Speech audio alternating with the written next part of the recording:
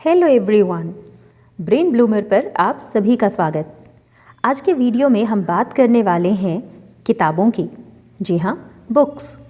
आप सभी ने कभी ना कभी खरीदी होंगी, कभी अगली क्लास के लिए, कभी पढ़ने के लिए, या कभी किसी दोस्त या टीचर के कहने पर।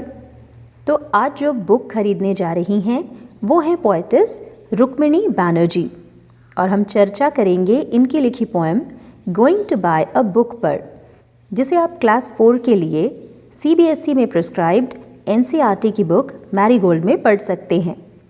पोएम बहुत ही मनोरंजक है और इसमें बताया गया है कि एक बार कवयित्री के दादाजी ने उन्हें और उनके भाई को एक किताब खरीदने के लिए कुछ पैसे दिए। दोनों बच्चे बहुत खुश हुए क्योंकि उन्हें पढ़ना बहुत पसंद था, लेकिन वे दोनों ज़रा कंफ्यूज हो गए, ये सोचकर कि किताब खरीदने अभी तुरंत जाएं या बाद में, आज जाएं या कल। फिर उन्होंने तय किया कि उन्हें तुरंत उसी समय किताब खरीदने जाना चाहिए।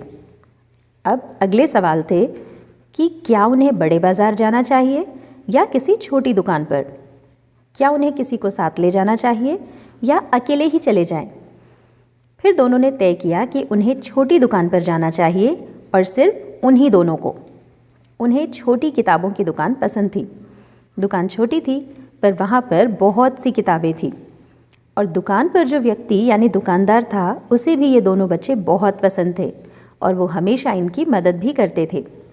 अब उनके सामने अगले सवाल थे कि क्या उन्हें ऐसी किताब खरीदनी चाहिए जिसमें बहुत सारे चित्र हों, या फिर बहुत सी कहानियों की किताब। क्या उन्हें पतली सी किताब लेनी चाहिए? इस बात का निर्णय वे नहीं ले पाईं। इन्हें तो ये भी नहीं पता था कि ये कौन सी किताब खरीदें। दुकानदार इन्हें देखकर मुस्कुराया और इन्हें रिलैक्स होने को कहते हुए अपने साथ चलने को कहा। अब उन्होंने इन्हें बहुत सी किताबें दिखाई, कुछ जानवरों के बारे में, कुछ मशीनों के बारे में, कुछ युद्ध के बारे में। उन्होंने कहा, जो लेनी है ले लो। कवित्री ने कुछ किताबें उठाई और उनके भाई ने भी। ये फर्श पर बैठ गई और इनके भाई कुर्सी पर, और वे पढ़ते गए पढ़ते गए पढ़ते गए। वहाँ बहुत शांति थी, कोई भी आवाज़ नहीं। 1 घंटा बीता, 2 घंटे बीत गए, और अंततः इन्हें पता चल गया कि इन्हें कौन सी किताबें खरीदनी हैं। दुकानदार इन्हें देखकर मुस्कुराए।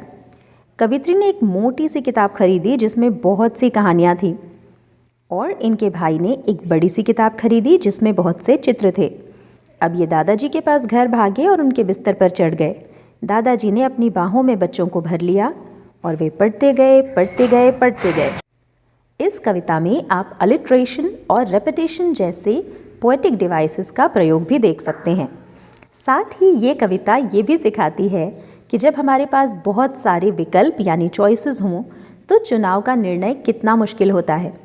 इसलिए कोई भी निर्णय कभी जल्दबाजी में नहीं, बल्कि सोच समझ कर लेना चाहिए। आपको मौका मिले तो आप कौन सी किताब चुनेंगे, कमेंट करके ज़रूर बताइएगा। Also, do like, share and subscribe the channel. Hope you like the video. Keep learning and have fun. Thanks for watching.